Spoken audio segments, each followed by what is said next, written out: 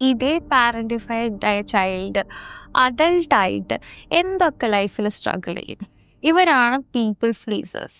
Who can say no, who can set boundaries, എല്ലാവരും rescue ചെയ്യുക, ചുറ്റുള്ള ആൾക്കാരുടെ ഇമോഷണൽ വെൽബീങ്ങിന് റെസ്പോൺസിബിലിറ്റി എടുക്കുക. ഇവരെന്ത് സംഭവിക്കുന്ന ഇവര് ഭയങ്കര ഇമോഷണലി ഡിസ്കണക്റ്റഡ് ആയിരിക്കും, ഭയങ്കര ബേൺഡ് ഔട്ട് ആയിരിക്കും. അവർക്ക് അവരുടെ ലൈഫിൽ അവരുടെ പൊസിഷനിൽ നിന്ന് പെർഫോം ചെയ്യാൻ പറ്റാത്ത, സ്ട്രഗിൾ ചെയ്യുന്ന, പ്രോക്കാസ്റ്റിനേറ്റ് ചെയ്യുന്ന ഇൻഡിവിജ്വലായിട്ട് വളരും. ഇവരാണ് നിങ്ങളുടെ ഇമോഷണലി അൺഅവൈലബിൾ ഹസ്ബൻഡ്സും ഇമോഷണലി എൻറ്റാങ്കിൾഡ് ആയ വൈഫ്സും. കാരണം അവർ ഓൾറെഡി അവരുടെ പേരൻസിനെ നോക്കിയിട്ടും സഹോദരങ്ങളെ നോക്കിയിട്ടും ഭയങ്കര ടയേർഡാണ്. And when they have to act like husbands and wife, they don't know how to. ഇനി ഇവർ റൊമാൻറ്റിക് പാർട്ട്ണർഷിപ്പിൽ ഇങ്ങനെയുള്ള ആൾക്കാരായിരിക്കും അട്രാക്റ്റ് ചെയ്യുക.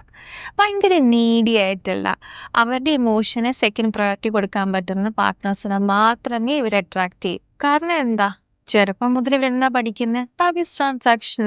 ഞാൻ കൊടുത്താൽ മാത്രമേ, ഞാൻ പ്രൊഡക്റ്റീവായ മാത്രമേ എന്നെ ആൾക്കാരെ അക്സെപ്റ്റ് ചെയ്യൂ.